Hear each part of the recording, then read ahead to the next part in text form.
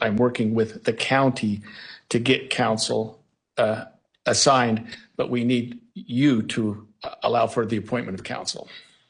Thank you, Mr. Skordas. I want to go through the qualifications Absolutely. for indigency, but that is my intent, Mr. Skordas. Very well. And I thank you for being here. So, Mr. Robinson, you have a right to an attorney. If you cannot afford one, the court can appoint an attorney to represent you. I have reviewed your declaration of financial status and find that you are indigent. I'm provisionally appointing a Rule 8 qualified attorney to represent you on your case, Mr. Robinson. Along with their filing of their appearance of counsel, the assigned attorneys must file declarations with the court that outline their qualifications under Rule 8 and under Rule 8B and Rule 8C for counsel appointment in a case where death may be a sentencing option. I'm ordering that those declarations be filed prior to the next hearing date, which is set for September 29th at 10 a.m. Mr. Robinson, I also wish to inform you of your rights against self-incrimination. Anything that you say in court today could be used against you, and we want to protect your constitutional rights. Mr. Robinson, at this time, you will remain in custody without bail. Mr. Skordas, is there any other points that you wish to address? No, thank you very much, Your Honor. Turning to the state. Yes, Your Honor. Chad Grunander for the state. I'm also joined, and they're listed as attendees, Ryan McBride, Lauren Hunt, David Sturgill, and Chris Ballard. We are the trial team on this case. I do have a few points I'd like to bring up with Your Honor. We have filed a pretrial protective order on behalf of Erica Kirk. We would ask the court to review that. It should be in your queue, Your Honor, and sign that. Thank you. I have reviewed the pretrial protective order and will be issuing this pretrial protective order in favor of Erica Kirk. Is there any other business that we need to address today, counsel? Just for the court's information, we did file just recently, within the last few minutes, a notice of intent to seek the death penalty that was filed by Utah County Attorney Jeff Gray. So that should be in the court's file. Lastly, I would just indicate to the court and to, at this point, Mr. Robinson, that we are prepared to collect all of the discovery in this matter and get that turned over to the defense as soon as possible.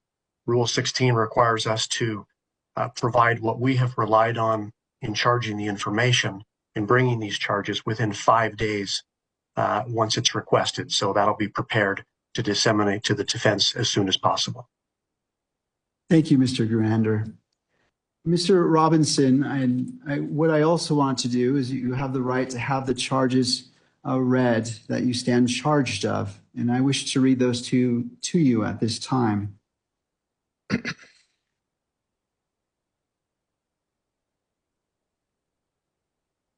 Thank you.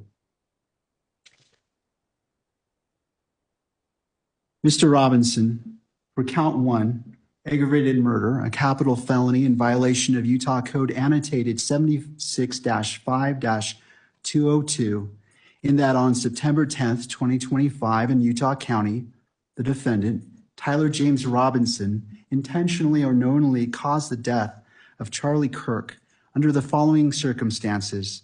The defendant knowingly created a great risk of death to another individual other than Charlie Kirk and the defendant. Notice conviction of this offense may carry the death penalty or pursuant to Utah Code 76-3-207.7, a mandatory term of imprisonment for life without parole or an indeterminate term of not less than 25 years, and that may be for life. Victim targeting enhancement in violation of Utah Code Annotated 76-3-203.14 sub 2. Tyler James Robinson intentionally selected Charlie Kirk because of Tyler James Robinson's belief or perception regarding Charlie Kirk's political expression. Notice, if the trier of fact finds beyond a reasonable doubt that the victim targeting enhancement applies, The sentencing judge or the Board of Pardons and Parole shall consider the defendant's selection of the victim as an aggravating factor. Violent offense committed in the presence of a child aggravating factor. The sentencing judge or the Board of Pardons and Parole shall consider as an aggravating factor in their deliberations that the defendant committed a violent criminal offense in the presence of a child. Count 2.